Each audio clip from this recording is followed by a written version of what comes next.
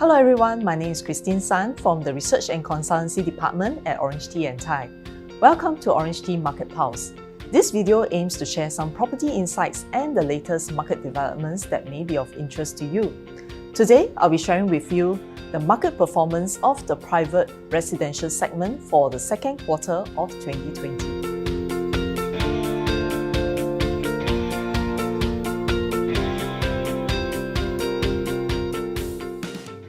According to the latest Q2 data released by the Urban Redevelopment Authority or URA, prices of private homes rebounded 0.3% last quarter after slipping 1% in the first quarter of this year.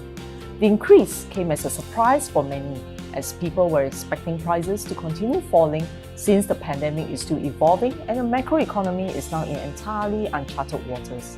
For the first half of this year, overall prices dipped 0.7% about 6 months after the onset of COVID-19. However, this price correction did not seem to be as severe as initially feared.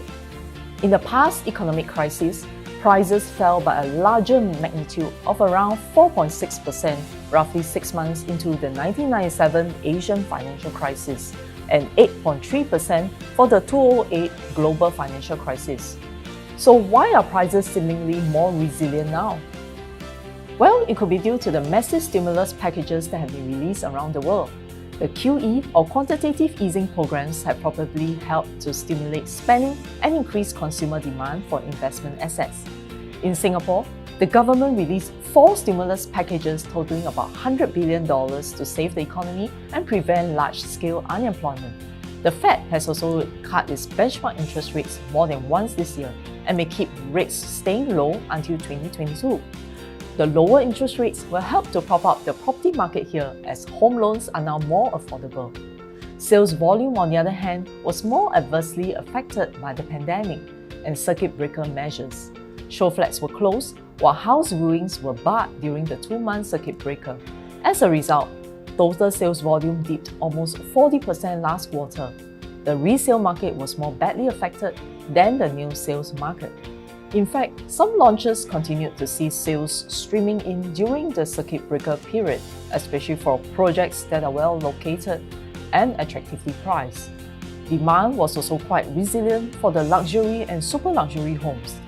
Last quarter, more than 400 condos were sold in the core central region or CCR. Of this number, 28 condos were sold above $5 million, while 10 were sold above $10 million. For the rental market, border controls and travel restrictions affected the rental transactions, which dipped about 10% quarter-on-quarter. The bulk of transactions were renewals, as many tenants were not keen to look for another place during the circuit breaker period. We have also observed more Singaporeans, especially singles, renting in recent months. Perhaps they wanted more privacy or bigger space since most are now working from home.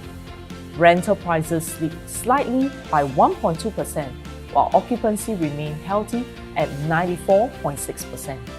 Despite the pandemic, there is a significant spike in foreigners buying new condos last month.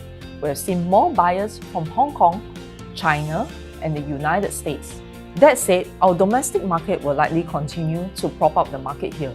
Last quarter, the proportion of Singaporeans buying private properties rose to an 11-year high of 80.5%. The growing economic uncertainties may drive more investors to pick up private homes here. Our properties have strong capital appreciation, and Singapore is known to be a safe haven destination. With more countries reopening their economies and finding ways to cope with the virus, we may see more foreigners buying properties here. In fact, we have already seen more foreigners picking up properties through virtual reality. Therefore, home buying may continue to recover while prices may remain soft in the coming months. I hope this video has been useful to you. Do tune in to our other video series, check out all our social media, and remember to like and subscribe to our channel. Thank you, and once again, I'm Christine San. See you in our next episode. Till then, take care and God bless.